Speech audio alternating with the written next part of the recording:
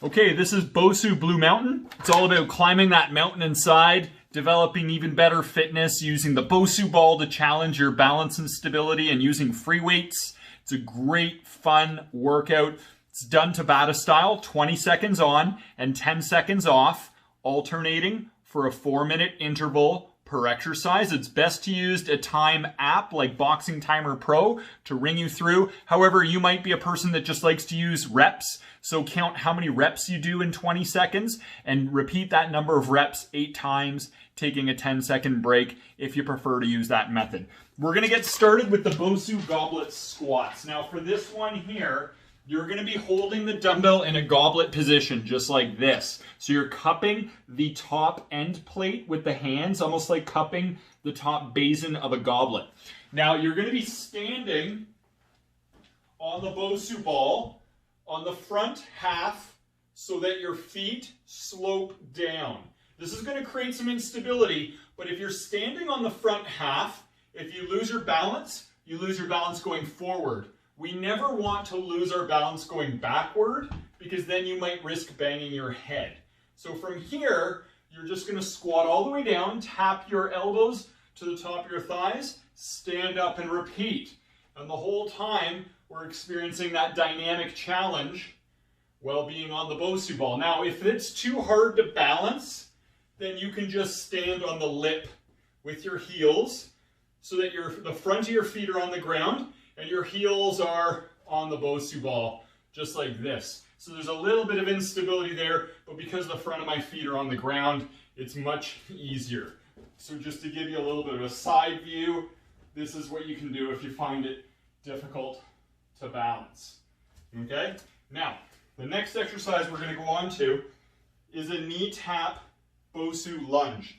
Now this lunge, what you're going to be doing here is you're going to be typically beside a wall so you can lean into it for balance, and you hold a dumbbell up on the side of the back leg, and you want to have the Bosu between your legs so that you can lunge down to kneel onto the Bosu, then up tall.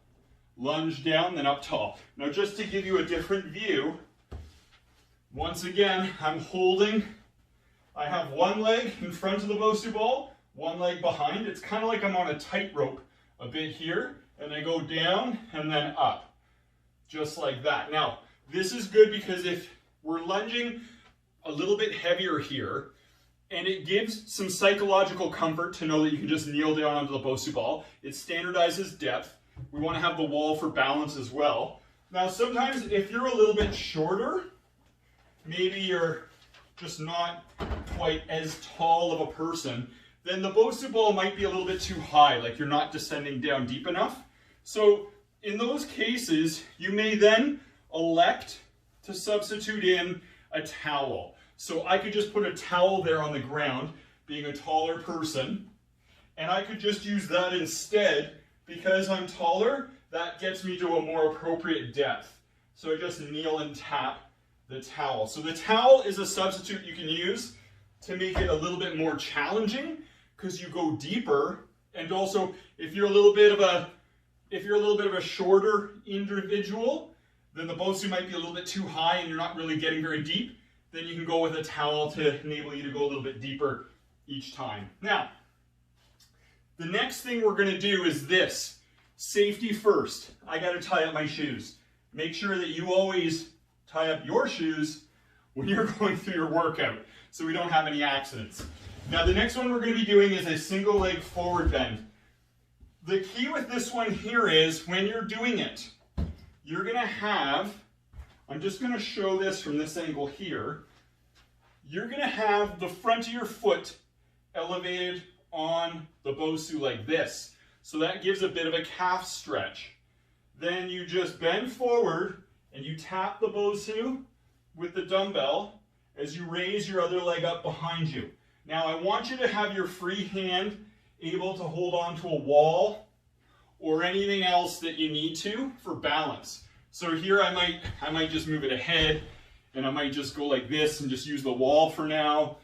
I'm getting a little bit of a calf stretch at the bottom. I'm working the hamstrings. I'm working the low back. There's a little bit of glute involvement here. Make sure you keep a straight spine when you do this. So we don't want to do any slouching like this. We want to keep a very straight spine. Lift that other leg up high behind you. And the Bosu is going to standardize our depth. Because you have to tap it each time, it's going to make sure you're going deep enough. Also, we're using the lip to raise the front of the foot. That keeps your weight back on your heel for more activation of the posterior chain of muscles. A little bit of a gentle calf stretch. So it makes it an overall very unique way of doing that exercise there. Okay? Now, your free hand, when you're doing this, if you're not holding on to anything, sometimes you can put your free hand behind your low back and just make sure that you're not rounding your back, or you can put it on your abs because some people have difficulty reaching their arm behind their back. So if you just put it on your abs, you can make sure that you're staying very braced through the low back, that we're not bending and hinging from the low back instead of hinging from the hips. A common cause of back injury is that people use the low back as a functional hinge instead of the hips. Once again, the whole movement is like you're being karate chopped in the hips. Now, moving on to the next one, we have the Bosu Stegosaurus row. Now, for this one here, you gotta have your feet really wide apart like this, okay?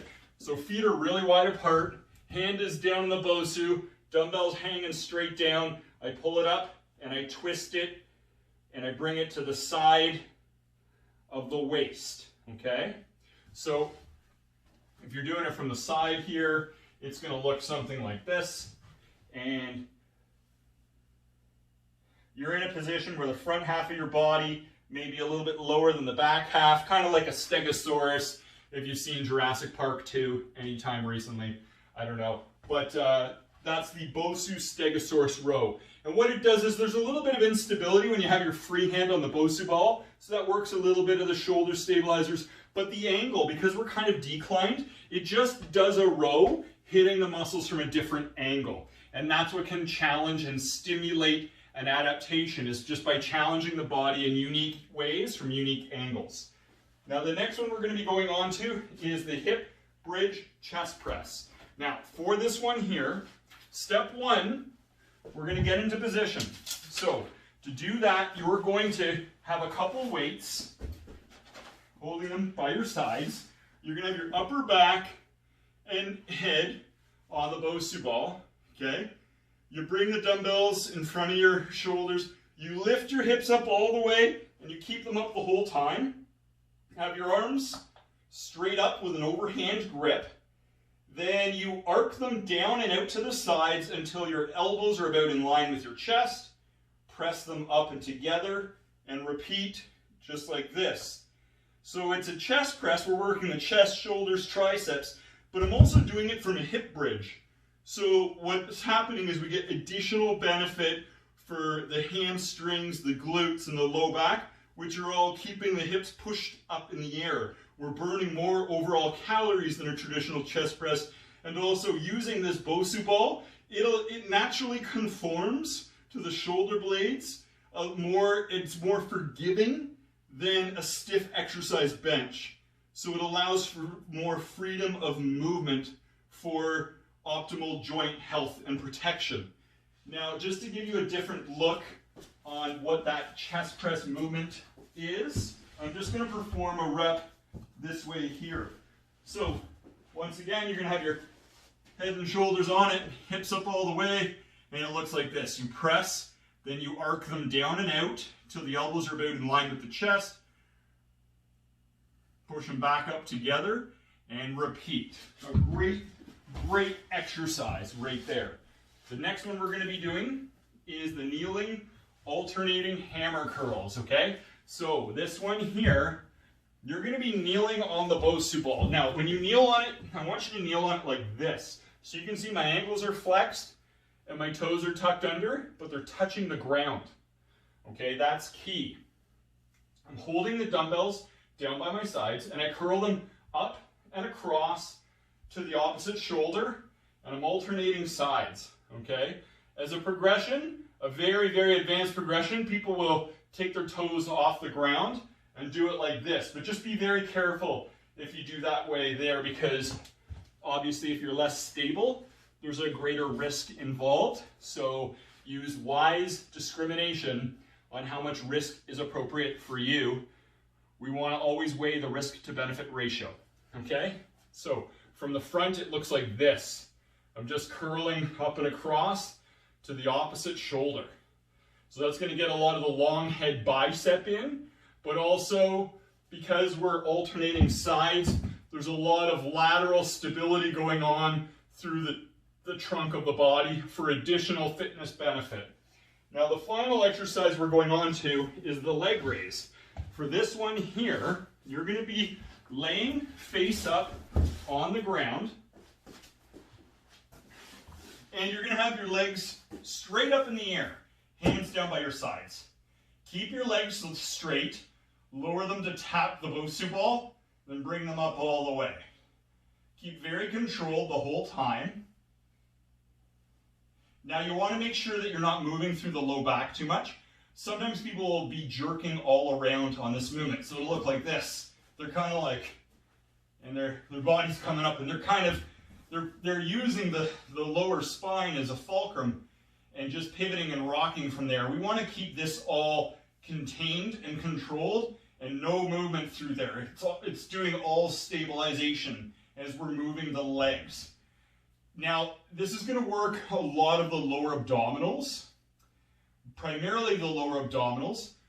If it's too hard, we shorten the lever arm. So instead of using straight legs, if you go bent legs, that will make it easier, okay?